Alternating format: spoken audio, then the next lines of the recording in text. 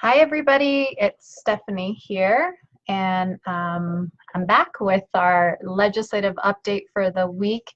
It's Friday, March 8th. Hold on, let me see. There's some background noise. All right. Friday, March 8th. It's the 7th week of the legislative session that we just are wrapping up, and wanted to jump on to give you guys some updates. It was the first week this week where bills are being heard in committees in the opposite chamber. So last week was crossover week, meaning that bills moved from, Senate bills moved from the Senate to the House. House bills moved from the House to the Senate. And so now was the first week that for example, Senate bills were heard in House committees. So that's where we're at. And then we have spring break. I know some of you guys, for those of you that are on spring break, congratulations for making it to spring break. And I hope to see you all next week on Tuesday at the Capitol. And there are a couple of things that I wanted to talk about related to Tuesday. But first, there are 3 bills that I want to flag for you all to watch for. House Bill 2026, this is one of the Red for Ed retaliation bills.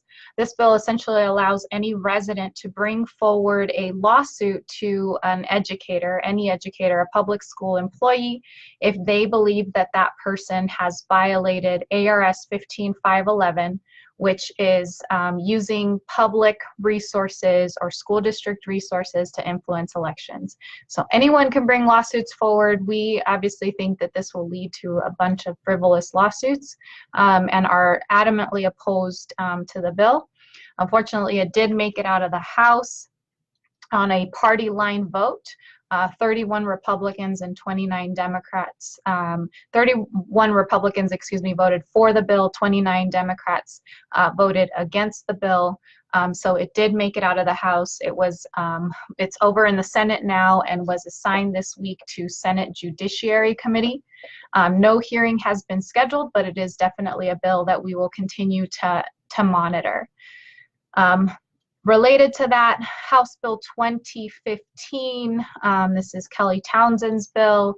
Again, along the same lines, we definitely see this as a Red for Ed retaliation bill, a bill that is attempting to silence teachers for being advocates for schools. This bill has yet to make it out of the House. Fortunately, we hope to keep it that way. It has not been assigned to a rules calendar, but it did make it out of the House Education Committee. Another one that we'll continue to monitor. And then the third bill that is a huge concern and actually, unfortunately, is coming on, has been assigned to a committee calendar for next week. This is House Bill 2693. This bill allows loaded guns to be on school campuses. Again, it was voted out of the House on a party line vote. 31 Republicans, 27 Democrats voting no, 2 Democrats were absent on that vote. And it has been assigned to Senate Judiciary Committee and will be heard in that committee next Thursday, March 14th at 9 a.m. Obviously, this bill poses a grave concern to AEA. We are strongly opposed to it and encourage our members to sign in opposition to the bill. Again, that's House Bill 2693. I'll post these in the comments when I'm done here and would love to have all of you guys sign in positions on the bills. And then finally, the Lobby Day, like I said, next Tuesday. Very excited to have you all down at the Capitol. It is a year, since obviously our first spring break Lobby Day from last year. A great time to kind of reflect back on where we were a year ago. I'm loving all of the stories that you all are telling online. Really want to encourage you guys as you are planning your visit to the Capitol to look at scheduling meetings with legislators and having conversations with them around these things. I really want you guys to talk to legislators about, you know, it's a year later. What has changed for you? What has changed for your students? What is different this year, a year after Red for Ed kind of commenced last year? Let the legislators know kind of where we are there. And then the other thing that I want you to really talk to legislators about, ask them, you know, what are they going to do this year? 20 by 20 is last year's talking point. The 20 by 20 plan cannot continue to be the talking point that the legislature uses as a way to say we solved education funding issues. And so definitely want you all to ask members what they are going to do for K-12 education this year. What are their budget priorities? How are they going to invest in our schools? Two things that AEA wants to see is a full restoration of district additional assistance, which would bring $371 million to our public schools, district schools, and would also, we also want to see investments in school capital funding.